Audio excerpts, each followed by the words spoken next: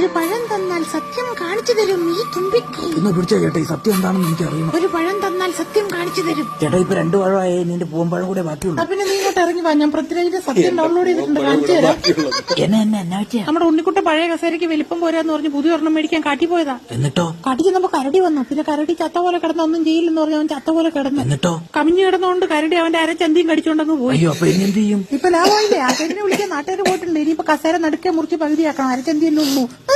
യാദവൻ കള്ളനാ.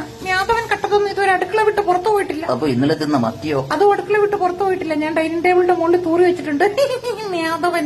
അമ്മ, ഞാൻ rate കുറവുള്ളൊരു case page കണ്ടുപിടിച്ചിട്ടുണ്ട്. Rate കുറവിന് എന്തിനാ കേസ് കൊടുക്കുന്നത്? മുന്നേ കേസ് കൊടുക്കാനല്ല, മൊബൈൽ കേസസ്. ഇവിടെ 2 എടുത്ത് കഴിഞ്ഞാൽ 50 രൂപ ഓഫ് ഉണ്ട്. ആണോ? ഇവരുടെ അടുത്ത് 6 ടൈപ്പ് മെറ്റീരിയൽസിന്റെ കേസസ് വരുന്നുണ്ട്. പിന്നെ റെഡിമെയ്ഡ് കേസ് എടുക്കുമ്പോൾ 50 രൂപ ഓഫ് ഉണ്ട്. താഴെ മെൻഷൻ ചെയ്തിട്ടുണ്ട്, മേടിച്ചതാ.